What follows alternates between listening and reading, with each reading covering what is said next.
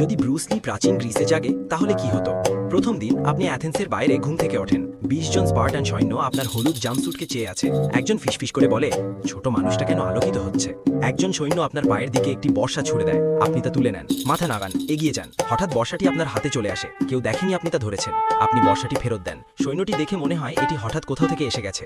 দ্বিতীয় দিন খবর ছড়ায়। মানুষ মনে করে আপনি সময় নিয়ন্ত্রণ করতে পারেন। তাই অ্যাথেন্স তাদের সবচেয়ে দ্রুত দূতকে পরীক্ষা করতে পাঠায়। দূতটি শহর জুড়ে একটি স্ক্রোল নিয়ে দৌড়ায়। আপনি হাঁটতে হাঁটতে তার পেছনে যান। সে মন্দিরের গেটে পৌঁছায়। শ্বাসকষ্ট নিয়ে আপনি ইতিমধ্যেই সেখানে দেওয়ালের কাছে ঝুঁকে দাঁড়িয়ে আছেন। তৃতীয় দিন দার্শনিকদের একটি দল আপনাকে তর্কের জন্য আমন্ত্রণ জানায়। তারা জিজ্ঞেস করে, আপনার শক্তির রহস্য কি?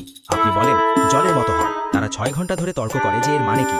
একজন ব্যক্তি পুরো স্ক্রোল লিখে ফেলে স্যুপ সম্পর্কে। পঞ্চম দিন একজন লোহার কারিগর আপনাকে একটি পাথরের ব্লক ভাঙতে বলে। আপনি একবার তা আঘাত করেন। ব্লকটি নিখুঁতভাবে 2 ভাগে বিভক্ত হয়ে যায়। লোহার কারিগর সঙ্গে সঙ্গে আপনাকে চাকরির প্রস্তাব দেয়। আপনি প্রত্যাখ্যান করেন। তিনি আরও টাকা প্রস্তাব করেন। আপনি আবারও না বলেন। তিনি ধরে নেন আপনি একটি ঘূর্ণায়মান দেবতা। সপ্তম দিন অ্যাথেন্সের নতুন সমস্যা। কেউ আপনাকে বুঝতে পারছে না। প্রতিবার কেউ জিজ্ঞেস করে আপনি কিভাবে এত দ্রুত লড়াই করেন। আপনি একই কথা বলেন, জলের মতো হও। দার্শনিকেরা আতঙ্কিত হয়, কারণ এখন শহরের অর্ধেক মানুষ মনে করে যুদ্ধের রহস্য হলো আরও জল পান করা। 3 দিন পরে অ্যাথেন্স প্রাচীন বিশ্বের সবচেয়ে হাইড্রেটেড শহর হয়ে ওঠে।